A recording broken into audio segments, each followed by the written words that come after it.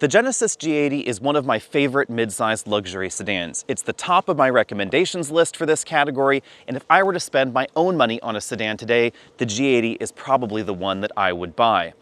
The Electrified G80, on the other hand, that is a bit more complicated. I am not quite sure whether this would be at the top of my recommendations list, and this video is going to be all about why.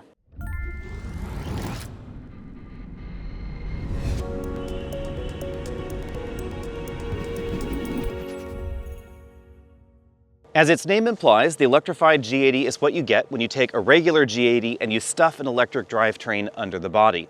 The design is basically the same as the regular gasoline model. We get this big Superman-style grille up front, although most of it is blanked off. Really, the only cooling is happening down there. And we get the same attractive quad-module LED headlights. We also get the distinctive proportions that make the G80 a G80. When it comes to styling, I think Genesis knocked the G80 out of the park. We have an attractive blend of luxury sedan with perhaps a little bit of luxury sportback going on. So the rear profile is definitely a bit Audi A7, but up front we have the classic long hood proportion you'd expect in a rear-wheel drive sedan. And that's of course because this platform was originally designed to accommodate the Genesis 5-liter V8 engine under the hood. Although in the US right now you can get either a 4-cylinder inline engine, a V6 twin-turbo, or the all-electric setup. And this is going to be the fastest and most powerful version of the Genesis G80. For the regular gasoline models, there's a bit more competition. But when it comes to the electric model, obviously the most direct competitor is going to be the Tesla Model S. I find the styling of the Model S a little anonymous, to be perfectly honest. We also have the decidedly jelly bean-shaped Mercedes-Benz EQE, the somewhat controversial BMW i5, and the Lucid Air. And for the G80, that's basically the entire competitive set. Value has long been a reason to buy a vehicle with the Genesis logo on the hood, and I'm not talking about low starting price because the G80 is not the least expensive entry in its segment, but I think it is absolutely the best value. When it comes to the Electrified G80 though, things are even trickier because this is certainly not the least expensive entry in its segment. I also think it's not necessarily the best value either. This does come fully loaded. That's the only way you can get it. Dual motor, just under 300 miles of range, dripping with wood and leather on the inside, and lots of features that you don't find in some of the competition. On the other hand, there is that price tag, approximately $80,000 as we're seeing here. That's about $5,000 more than a Tesla Model S or a Mercedes-Benz EQE currently, about $4,000 more than a Lucid Air. We're talking starting prices there, of course. And the BMW i5, it is significantly less expensive than this at $66,800. Genesis definitely has some aggressive lease deals on the Electrified G80, but if we're talking about purchase price, the first chink in the armor for the Electrified model is certainly its price tag. To understand the G80, we first have to dive under the hood, then under the body. Dual motors are standard, 365 horsepower total, 516 pound-feet of torque, evenly split between the front and rear electric motors. There is no storage under this cover. You can see right there we just get the inverter, some of the control systems. Of course, the standard heat pump in the G80 is also deep under there as well. But no space to store your EVSE or anything like that, even though we do have this really long hood profile, as you can see there. They also did not relocate the 12-volt battery from the trunk to anywhere under the hood to help save space. Now, speaking of batteries, that's an 87.2 kilowatt-hour battery pack unit that is placed right under the body. If we go in close, you can actually see some portion of the battery casing just there underneath the G80. This is a different battery than we find in the GV70 and GV60. Those are slightly smaller. This one is more energy dense, and because of the cooling design, it won't charge quite as quickly. I'll talk about that in just a second.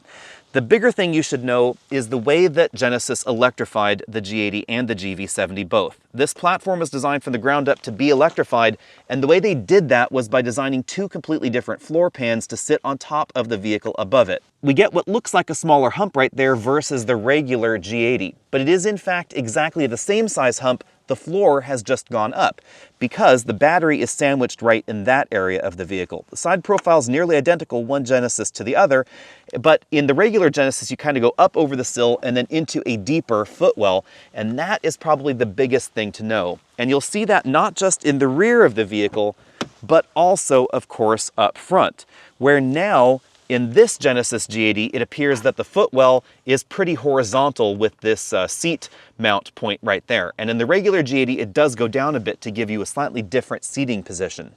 Charging happens behind this manual door on the front grille. This is actually my favorite location for a charge port, but these are my least favorite kind of charge covers because they're left just sort of dangling there while you're charging. This is a CCS connector and it supports 187 kilowatts peak charge rate. That is a little slower than the GV70 and GV60 because of the cooling design of this slightly larger battery pack. That's going to give you a 22-minute charge time from 10% to 80%, so about 4 minutes longer than the GV60 and GV70, but this is going to suck up a little bit more power because the battery is larger in capacity.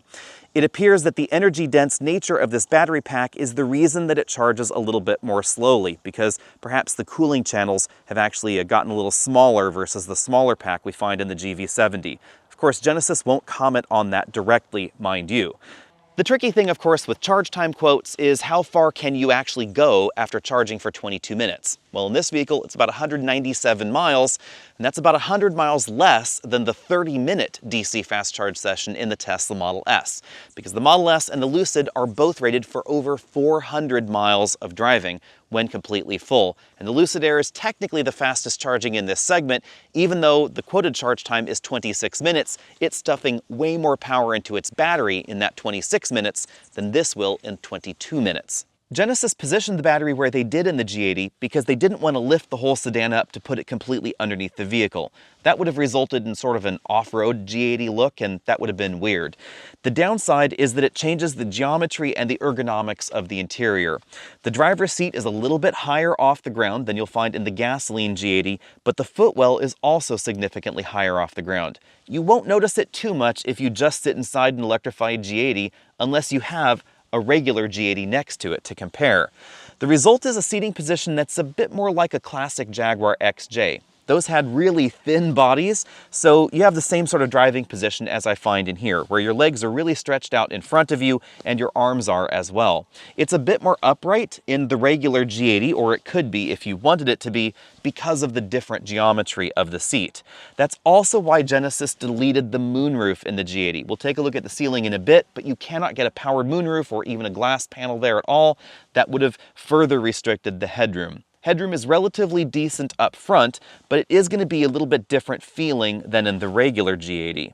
As with the regular gasoline model, the driver's seat is very comfortable. It also features a massage function there, inflatable side bolsters, and four-way adjustable lumbar support, but the front passenger seat does not have the same range of motion as the driver's seat. It's also missing the massage function.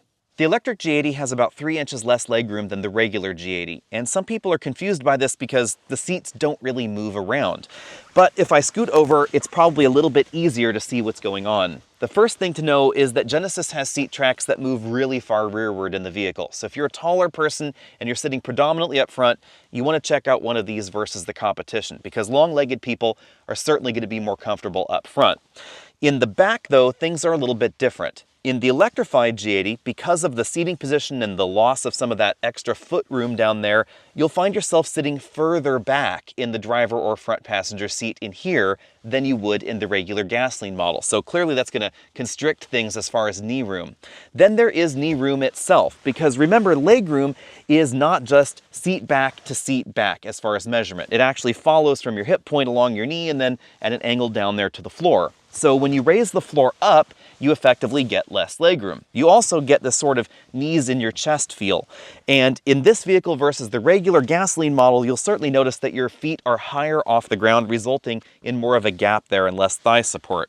Headroom also drops a little bit in the back. It drops about 1 inch up front, about 1.5 inches in the rear. Although that is a little bit less critical to me, as it turns out. I can actually sit comfortably back here in terms of headroom, except for the middle seat where there's just no room for me.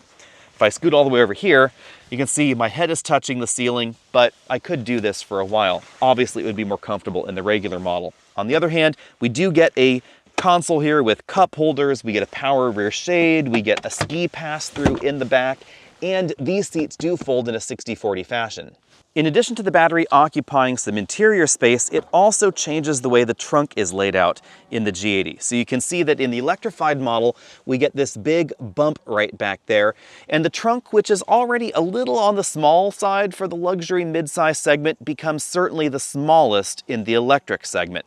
You'll find nearly 3 times the storage space total in a Tesla Model S and over 3 times the storage space in a Lucid Air. You'll also find more in an EQE or an i5.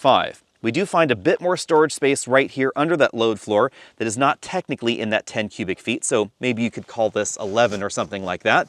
And this foam divider is strangely large. If I pull it out, you can see you could actually get even more storage space if they had relocated that battery. And I do think that's a weird move for them to have not moved that battery somewhere else. You can see that's a pretty deep and large storage area. If that wasn't there, you could certainly squeeze a carry-on roller bag in here. But the rear seats don't fold, so as far as cargo practicality, that slot is all you get.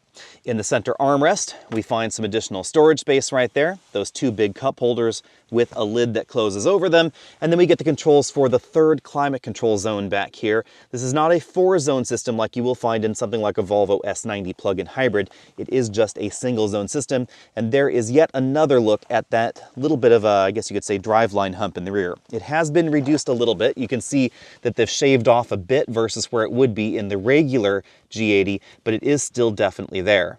As we take a look around the interior, keep in mind that all electric G80 models come just one way. So this is both the fully loaded model and the base trim as well. We get a sunglass holder there, we get map lights over there, but as I said, no moonroof, powered or otherwise, not even a big pane of glass or anything like that. In the rear, we have a powered rear electric shade and then manual side shades for the rear passengers. We get height adjustable shoulder belts, adjustable headrests there, and as we see in other Genesis models, you can adjust that passenger seat from the rear if you are planning on chauffeuring folks around in your electric G80. We have pretty aggressive side bolsters, although the front seats are wide enough that I don't think this should be a problem for larger drivers. They're adjustable on the driver's seat, but they're fixed in place for the passenger seat. The front seats are both heated and ventilated. You can see we have perforations there in the middle, and definitely, I think, an attractive design as far as the upholstery design inside the vehicle. I also really like the color combo that we have in here with the lighter seats, although obviously that's going to be something that you're going to have to consider if you wear blue jeans a lot, because the blue may rub off. Over here on the doors, you can find the Lexicon speaker system over there. We have separate tweeters, lots of soft touch materials on the front doors, and a decent amount of wood trim, which is another thing that I like about this design. This is kind of an interesting, I guess you could say, automotive OSB. They basically take scrap woods from furniture manufacturing in Korea and they press them together into the wood trim that is in here. So it's sort of a renewed or recycled material. We have a pretty large glove compartment right there full of instruction manuals and books, but I was able to fit an 11-inch tablet computer inside, and all the plastics lower on the dash are all soft touch.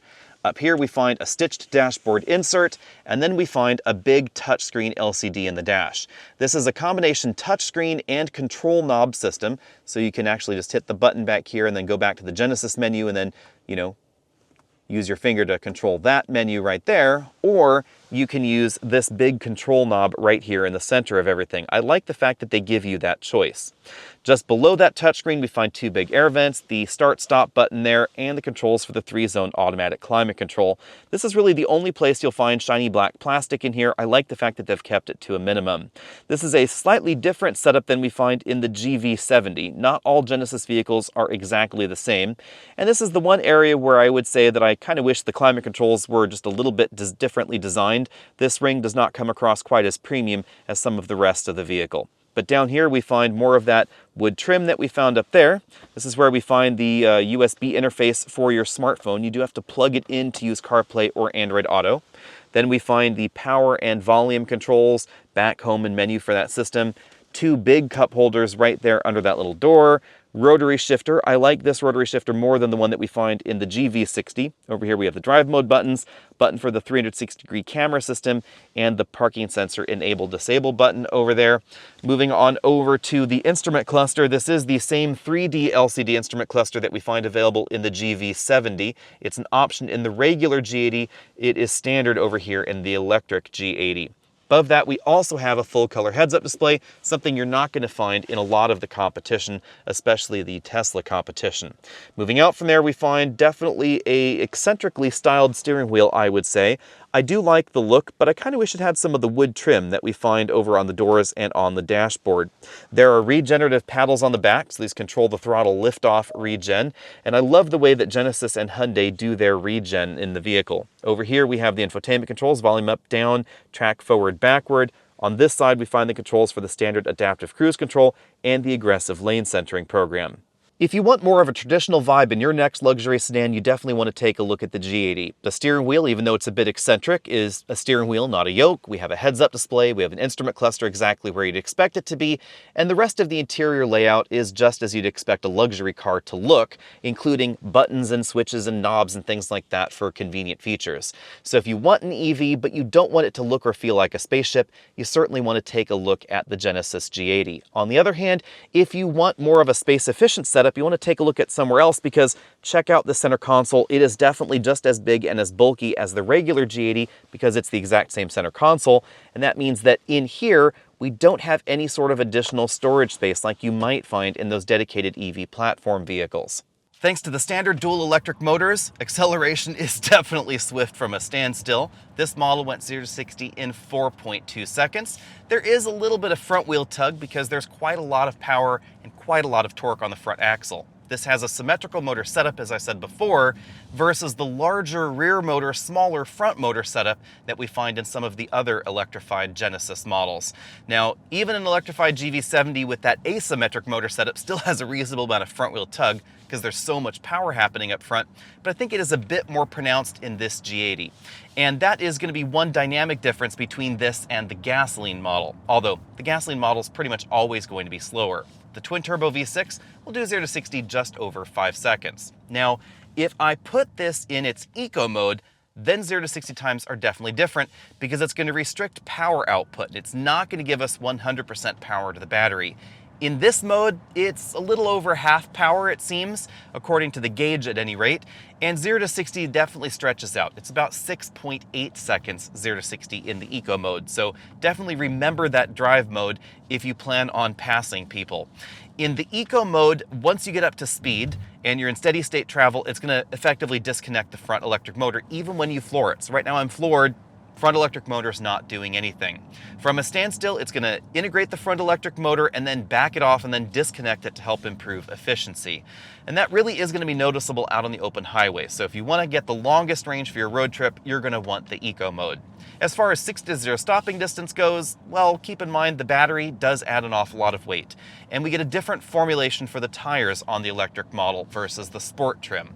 Took 125 feet for this model stop from 60 back to 0 versus about 105 for the sportiest gasoline version of the G80. The added weight and the tire compound definitely affect the way the G80 handles, both in terms of actual handling ability, where you will certainly find lower skid pad numbers here, but also the way it feels on the road. This certainly feels bigger and heavier, and maybe a little bit more grown up in some ways than the regular gasoline G80, but it also pulls the steering wheel a little bit more, as I said before, if you're any of those sporty drive modes. And if I put it in the sport mode where it's going to firm the suspension a little bit, it doesn't become as firm as a lot of the competition. The default feel of this vehicle is bigger and heavier and slightly just different, I would say, than most of the European competition. This is something that I know some folks haven't really appreciated with the G80, but I actually like the way that Genesis marches to a different drummer when it comes to some of the suspension tuning in their vehicles. Some have described it as inelegant. I would actually just describe it as generally softer tuned. And if you live in an area with poor quality roads or potholes and speed bumps and things like that, you might want something that veers on the softer side of things than on the firmer side of things as far as the suspension tune goes. A number of you have written in and asked about the ride quality in the G80 Electrified, because I know some outlets have said that it's not as polished as they might like. I find argument in that, to be honest. I would rank the ride quality here an A, but Genesis did not go for an overly European tune of the suspension, as again is obvious with the handling score. This certainly tends to feel softer and bigger and heavier out on a rougher road like this than some of the competition, but fewer of these imperfections come through into the cabin. And even on big bumps and big potholes like the ones I just went over, they're definitely damped nicely and they're smoothed out, I guess you could say. So you're certainly not going to feel as many of them in the cabin.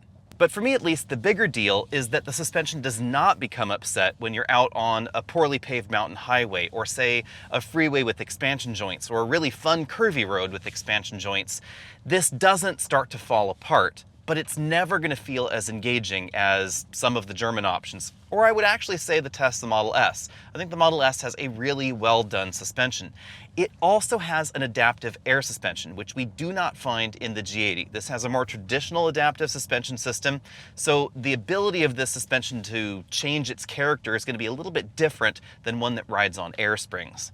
In my cabin noise testing at 50 miles an hour, I measured 70 decibels in here, which puts this right in line with the regular gasoline G80, and also pretty similar to most of the competition.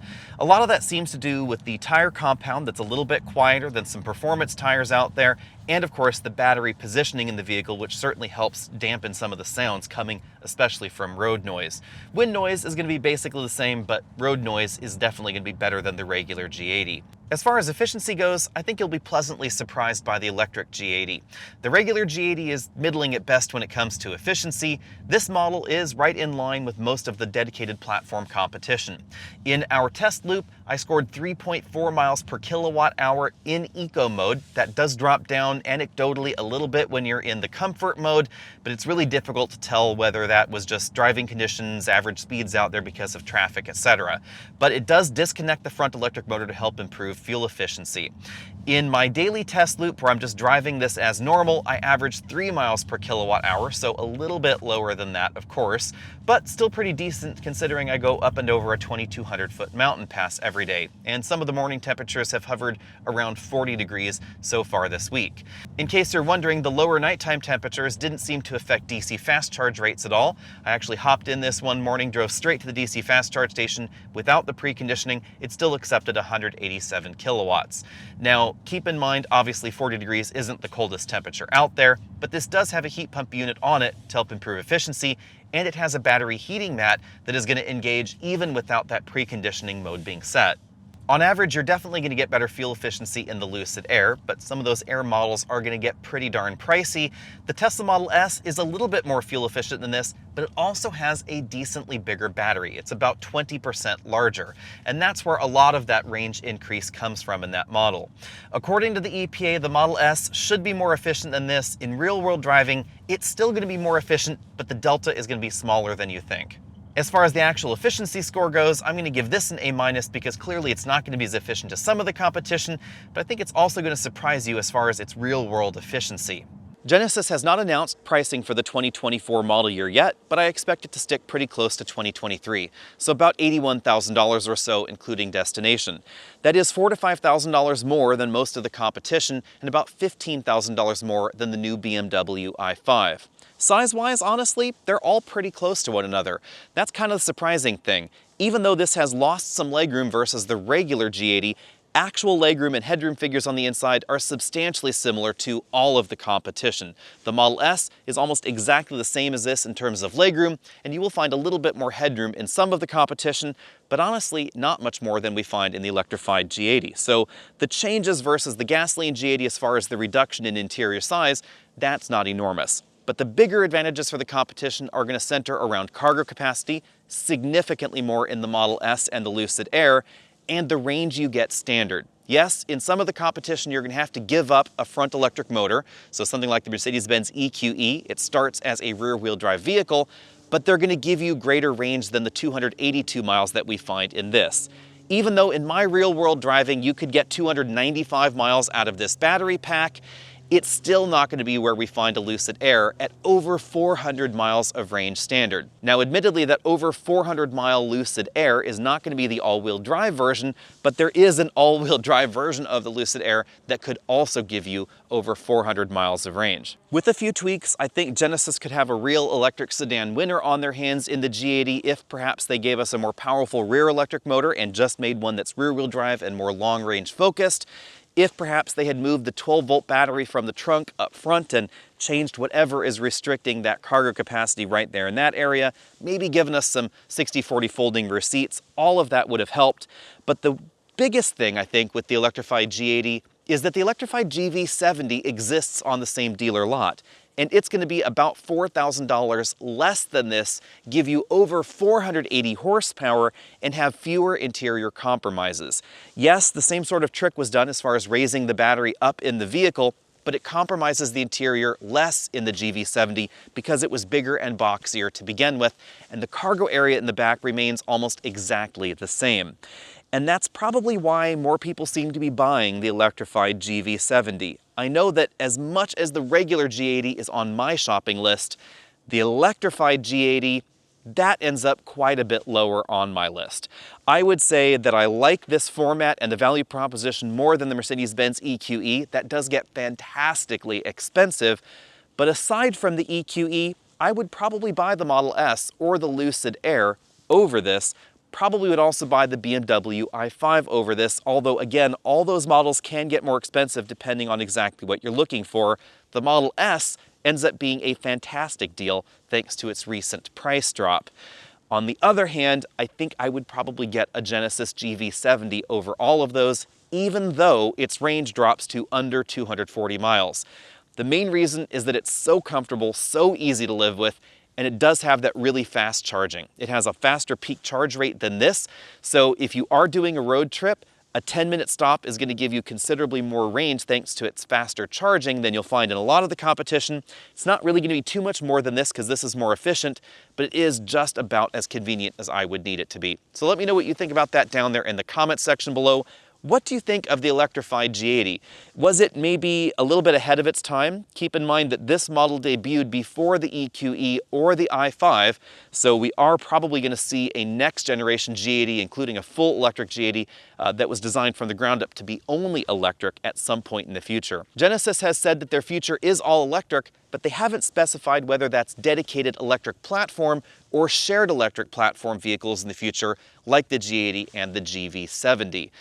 Shared electric platforms are not really a problem. The BMW i5 has more cargo space and more interior room than this, and it's also on a shared platform. On the other hand, it's also about 3 inches longer than this, so stay tuned because hopefully I will have my hands on that i5 pretty soon. See all of you next week.